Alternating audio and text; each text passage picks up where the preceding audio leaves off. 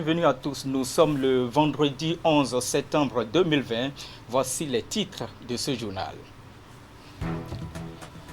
Au sommaire de cette édition, une triste et désolante nouvelle après les dernières pluies diluviennes abattues sur Djougou. Des champs de l'arrondissement de Barienou, à proximité du fleuve Afon, sont ravagés. Conséquence des champs de céréales et autres spéculations détruits par les eaux. Les victimes de l'inondation appellent déjà les autorités au secours. Abdou Sahabi Idrissou nous fera vivre le film de la méchanceté de la pluviométrie dans cette région du pays. Et bientôt, une nouvelle stratégie nationale d'identification des personnes pour le Bénin. Mais avant la phase opérationnelle, une série d'ateliers techniques se déroule à Grand Popo dans le département du Mono. Les experts vont élaborer les documents de la stratégie nationale qui est en cours. Et puis en politique, une délégation du bureau national du parti Union progressiste en contact des militants de la 10e circonscription électorale. L'honorable Edmond Agua et ses pairs sont allés remercier les militants à la base. Ils ont aussi analysé les résultats obtenus par leur parti lors des dernières communales et passées. Imet Hélène Amoussou nous fera vivre aussi l'ambiance. Bonjour à tous et merci de nous choisir pour vous informer. C'est un séisme qui vient de frapper l'agriculture et l'économie du village Afon dans l'arrondissement de Barienou, commune de Djougou. Des champs de riz, de maïs, d'arachide et même d'igname détruits par les eaux du fleuve Afon. La catastrophe climatique intervient après les dernières pluies diluviennes qui se sont abattues sur la localité. Les victimes, elles appellent déjà, et je dirais, les autorités au secours. Le récit de Abdou Sahabi Idrissou. Des champs de maïs submergés par des eaux suite au débordement du fleuve Afon à Gosso. Nous sommes dans l'arrondissement de Barienou, commune de Djougou. Les pluies diluviennes qui se sont abattues sur cette localité ont inondé les champs situés à proximité de cet affluent du fleuve Ouémé. Une catastrophe naturelle jamais vécue dans la localité qui vient plonger les populations dans une angoisse totale. Cette année, vraiment, nous sommes très surpris de l'inondation qui a été faite dans les années antérieures. Nous n'avons jamais été vécus par cette inondation qui nous a eu lieu cette année. Cette année, vraiment, c'est impalable. Cette année, on a été victime de l'inondation dans ce village. Et je pense que c'est pour la première fois qu'on assiste à ce phénomène.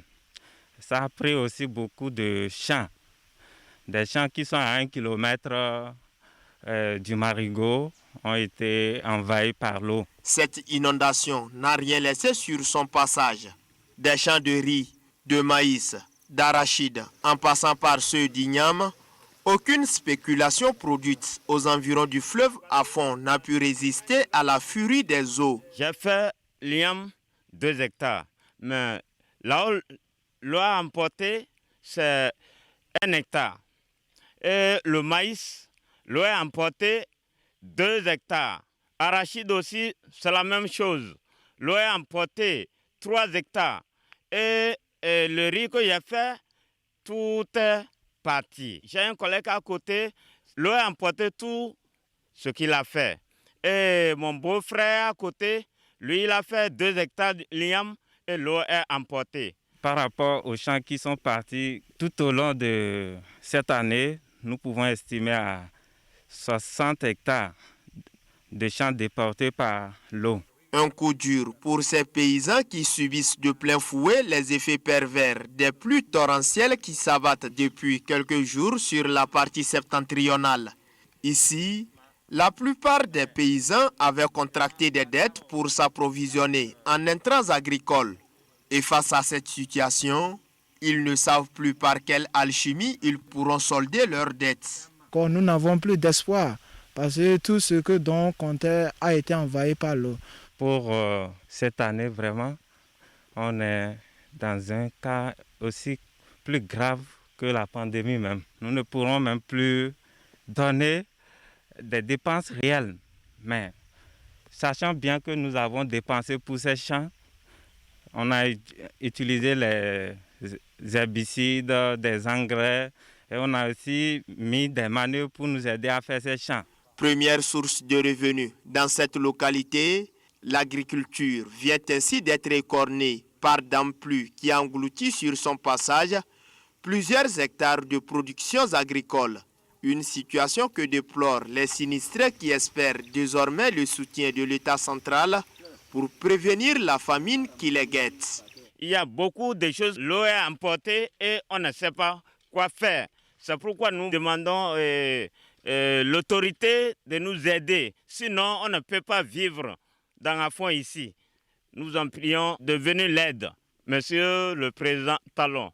Notre appel va à l'endroit donc du gouvernement de la République du Bénin pour, n'est-ce pas, assister ces paysans dont les champs ont été dévastés.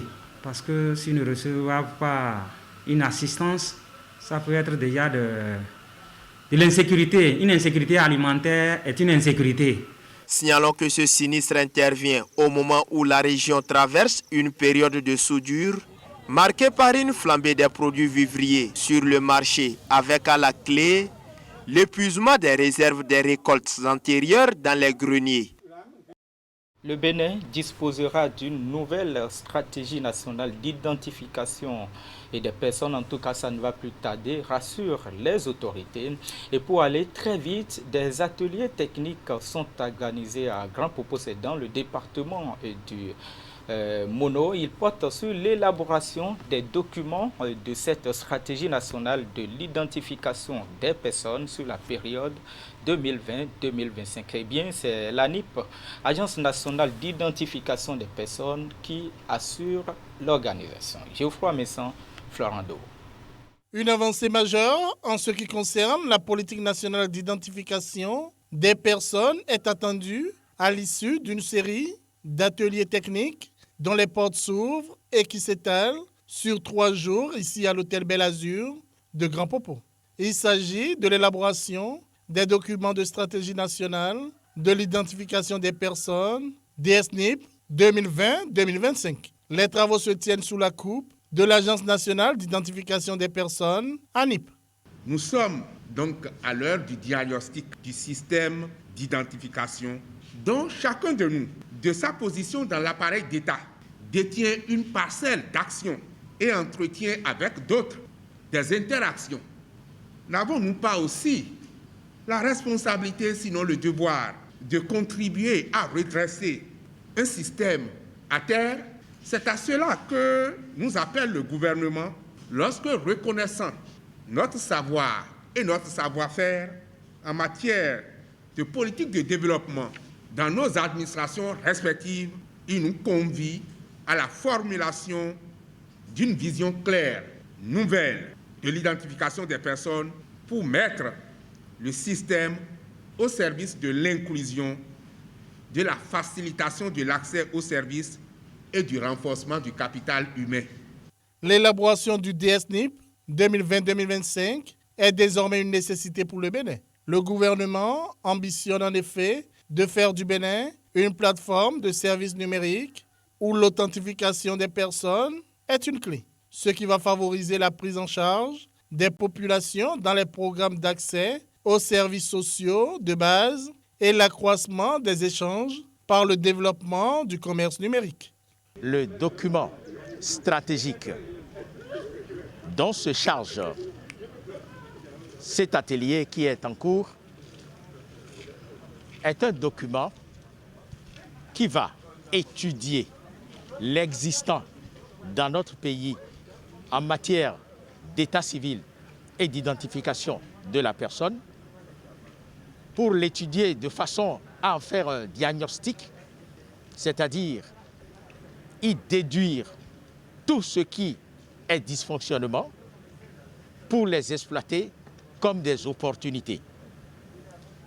Nous allons désormais ajouter la nouvelle technologie afin que l'identification de la personne ne soit plus seulement la chose des données à caractère personnel.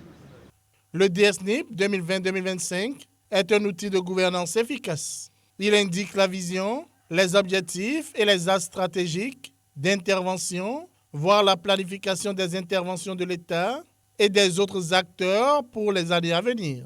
Des travaux sortira une équipe chargée de suivre l'évolution de la stratégie mise en place ainsi que sa mise à jour périodique.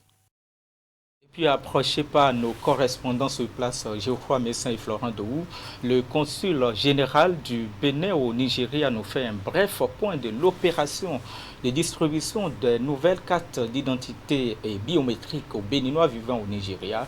Voici maintenant ses explications. L'opération a démarré sur une très bonne planification en raison de la pandémie. Nous avons essayé de faire un calendrier. Pour le moment, les cartes se distribuent au niveau de l'ambassade à Abuja et au niveau du consulat général à Lagos. Et la deuxième phase sera celle qui va amener vers les différents quartiers, les différents points de roulement pour que nous puissions respecter les consignes du gouvernement nigérien par rapport à la pandémie. Mais tous les Béninois qui sont fait enrôler seront servis. Il n'y a pas à se presser, il n'y a pas à se bousculer. Tout se passera. Et même pendant cette opération, nous avons continué à enrôler ceux qui n'avaient pas eu la chance de le faire. Je crois que la chance est donnée parce que c'est très important d'identifier nos Béninois. Là-bas, sans les pièces, là, ils étaient vraiment harcelés. Maintenant, ça va. Et puis le ministère des Affaires sociales et de la microfinance a organisé, et lui, un mercredi, un atelier de haut niveau sur la promotion et de la protection des droits de l'enfant en République du Bénin, avec la participation des députés à l'Assemblée nationale et des acteurs de la société civile. Les acteurs entendent donc définir une nouvelle stratégie pour une protection efficace et efficiente des droits de l'enfant en République du Bénin. Ali Moumouni et Deron Kwevi. Le combat du gouvernement pour l'amélioration des conditions de vie de l'enfant béninois se poursuit. Ce rendez-vous au sommet initié par le ministère des Affaires sociales et de la microfinance est une nouvelle action qui vient s'ajouter aux efforts qui se font dans le domaine. Le but de la rencontre est de parvenir à de nouvelles stratégies et orientations pour la promotion et la protection des droits de l'enfant en République du Bénin. Comment pouvons-nous atteindre notre vision commune formulée dans la politique nationale de protection de l'enfant qui est qu'à l'horizon 2025, tous les enfants au Bénin vivent dans un cadre familial, communautaire et institutionnel exempt de toute forme de violence, abus et exploitation à leur égard et où tous les acteurs sont mobilisés et participent à leur protection dans une approche intégrée. Cette interrogation fera objet de débat au cours de ces assises de 72 heures. Députés, cadres du ministère des Affaires sociales, acteurs de la société civile, partenaires techniques et financiers participant à cet atelier vont réfléchir à comment pallier efficacement la question de violation des droits des enfants au Bénin. Protéger l'enfant, c'est assurer la survie de l'humanité. Il s'agit donc d'un devoir de haute importance dont chaque député ici présent voudrait assurer la pleine responsabilité. Au nom de l'UNICEF, je voudrais saluer les grandes réalisations en faveur des droits de l'enfant au Bénin depuis la ratification de la Convention relative aux droits de l'enfant en 1990. Ces 30 dernières années, des résultats considérables ont pu être atteints grâce aux efforts du gouvernement et ses partenaires. À l'ouverture de la rencontre, un état des lieux de la situation est fait avec à l'appui un film documentaire qui illustre les différentes formes de violence faites aux enfants au Bénin. 4 677 enfants, dont plus de 3 quarts des filles, sont en situation de travail au marché d'Antokpa à Cotonou. 2 149 enfants, dont la moitié de filles au marché de Wando à Porto-Novo et 1056 enfants, dont 732 filles au marché Arzeke à Parakou. À Malanville, par ailleurs, les enfants sont sujets souvent au phénomène de mendicité et on y enregistre 1688 enfants talibés sur l'effectif total estimé à 4003 dans l'ensemble des villes. À l'issue de cette rencontre, plusieurs résolutions seront prises pour la promotion et la protection des droits de l'enfant en République du Bénin. Ceci sera couronné par un plaidoyer de la ministre des Affaires sociales et de la microfinance. Politique en titre avec une importante délégation du bureau national du parti Union progressiste qui était au contact des militants de la 10e circonscription électorale. L'honorable Edmond Agua et ses pairs sont allés donc remercier leurs militants à la base. Était également au menu des discussions l'analyse des résultats obtenus par la formation politique à l'issue des dernières communales et municipales. Imet Hélène Amousson. Une forte délégation de leaders communaux, départementaux et nationaux de l'Union progressiste à Ouessé. La descente répond à une exigence statutaire du parti. Elle fait suite aux dernières élections communales et municipales de mai 2020. Une occasion pour l'honorable Agua et ses pairs du parti du Baobab de faire le point de la participation de leur formation politique à cette compétition électorale. Deux facteurs expliquent les contre-performances que nous avons enregistrées. Le premier, d'abord, c'est la question du positionnement qui n'a pas été fait dans les règles de l'art. L'autre chose, c'est la question de capacité que chacun devrait avoir pour accompagner le processus électoral. Nous sommes en train de faire un point, une synthèse des élections municipales. Qu'est-ce qui a marché, qu'est-ce qui n'a pas marché, pourquoi on a échoué de tel côté, pourquoi ça a réussi de tel côté. Chacun des candidats a compris pourquoi ça a marché, pourquoi ça n'a pas marché dans tel ou tel arrondissement. C'est le moment pour nous d'enraciner une fois encore notre parti et de ne pas baisser les bras. La tournée les a conduits ensuite à Savet puis Glazoué. À chaque étape, le coordonnateur départemental de l'Union progressiste et ses camarades politiques ont remercié les militants pour leur engagement. Avec ces derniers, ils ont échangé et analysé les performances du parti dans la 10e circonscription électorale. Dans l'assistance, on s'est exprimé librement. Les forces et faiblesses ont été relevées. Des propositions sont faites pour améliorer les résultats du parti à la prochaine bataille électorale. Les candidats qui étaient choisis à la base ne l'étaient pas sur la base d'un consensus. À qui la faute? Je n'en sais rien. Dans tous les cas, il faut reconnaître qu'en face de nous aussi, il y avait un adversaire qui nous a damé le pion au dernier moment. S'il n'y avait pas cette programmation, il fallait la créer parce que les gens ont profité de cette occasion-là pour se vider, pour sortir, pour faire le diagnostic de ce qui nous avait amené à l'échec. Et nous nous sommes compris et désormais ces comportements que chacun de nous avait tenus au moment fort des décisions seront corrigés. Les gens sont contents parce qu'il y avait beaucoup de choses qu'ils ne comprenaient pas et que je leur ai expliquées. Plus grande formation politique du pays. Selon les dernières élections, le parti de l'Union progressiste est en difficulté dans la zone pour n'avoir pu gagner une seule commune sur les 3 qui composent la 10e circonscription électorale. Avec cette tournée, les responsables entendent définir avec la base les stratégies nécessaires pour remettre les pendules à l'heure.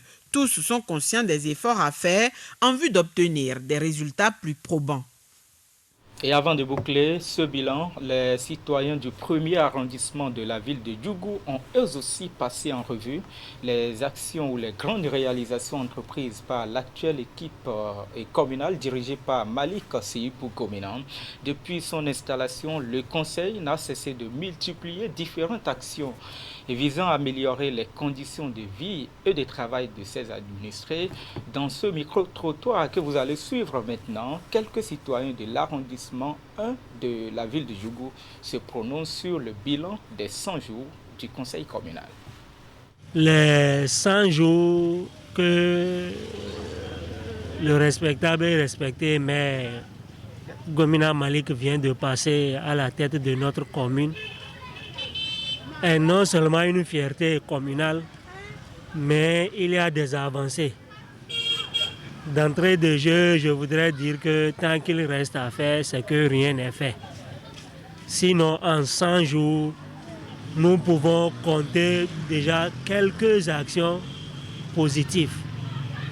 Dans ce sens où il y a de cela des années avant son arrivée, les lampadaires de la ville de Djougou ne s'allumaient pas. Aujourd'hui, Dieu merci, alhamdulillah, chaque soir, circulez vous-même dans nos grands artères, vous allez remarquer que les lampadaires sont allumés. Circulez un peu la nuit, les nids que nous connaissons aujourd'hui, Dieu merci, sont en train de disparaître. Les enfants qui ne dormaient pas à la maison, aujourd'hui, sont en train de retourner dormir à la maison et sont en train d'apprendre même à exercer déjà des métiers. En 100 jours, nous ne pouvions que le remercier et lui souhaiter tout le bonheur possible afin qu'il fasse triompher notre chère commune. Il a bien commencé, parce que même le jour où il devait prendre service, après la signature des papiers, il a fait un tour dans la ville, notamment dans un endroit où l'eau stagnait, où il y avait inondation. Et il a pris les mesures le même jour pour que cette situation soit réglée, ce qui a été fait. Et ce geste a été un geste vraiment qui a déclenché la salubrité dans la ville de Djougou. Chaque quartier s'est organisé et s'organise toujours pour maintenir le quartier assez propre. Je suis au courant qu'il a déjà négocié pour qu'il y ait une agence de la CNSS à Djougou. Et le terrain est déjà attribué. Donc voilà autant d'actions en quelques jours que nous avons constaté en ville. Il a pris contact avec les différentes structures. Il y a encore 5 ans devant lui. Les axes prioritaires pour moi, d'abord, c'est la sécurité. Vous savez qu'en ville ici, on n'est pas en sécurité. Autre axe que je vois, c'est l'enseignement. Cette année, ça a été meilleur par rapport aux autres pour que nous ne prenions pas la queue comme chaque année. Mais il reste encore à faire. Un autre axe où moi je l'attends, c'est la santé. Vous savez, moins de choses ici, il faut évacuer soit à Paracou, soit à Natengu ou à Tandieta. Il faut que notre CHD soit opérationnel et il faut qu'il prenne contact avec les autorités centrales pour que certaines directions départementales qui ne sont pas encore installées soient installées dans la commune de Djougou. Tout ce qui reste à faire, il faut qu'ils fassent l'effort. Il ne faut pas se décourager. Ce n'est pas facile, mais c'est beaucoup de courage pour qu'ils puissent arriver à bon port. Il n'a qu'à sensibiliser la population. Déjà, ce qu'il est en train de faire peut déjà motiver la population à payer. Normalement, on ne doit plus attendre autre chose. Donc, si l'argent ne rentre pas, avec quoi il va travailler? C'est l'argent d'abord. Donc, il faut que les gens payent leurs taxes, payent les impôts. C'est d'abord ça. Maintenant, c'est au vu de ça qu'il va faire de grandes choses. Il va réaliser de grandes choses pour Djougou. Au niveau de la ville, il nous a dit que Djougou va bénéficier de l'asphaltage, tout comme les autres villes. Djougou n'a qu'à œuvrer pour que ça arrive effectivement. Tous les cadres dont dispose la commune, ils ont tous été élèves dans l'école urbaine centre de Djougou. Mais aujourd'hui, allez voir la clôture, c'est dans un état délabré. Certaines classes sont même plus que délabrées. Et depuis des années, nous crions, nous n'avions personne pour venir à notre secours. Nous aurions souhaité en toute honnêteté et en toute sincérité que le maire de la ville de Djougou s'implique. Et c'est sur cette note bilan que s'achève ce journal. Merci à toute l'équipe technique, notamment la régie et la diffusion qui m'accompagnent. Vous restez connectés sur les programmes de Canal 3 Bénin, mais aussi sur notre site internet, je vous le rappelle, le www.canal3television.com. Moi, je vais vous retrouver demain à 13h et ce serait pour le même service d'information. À très vite.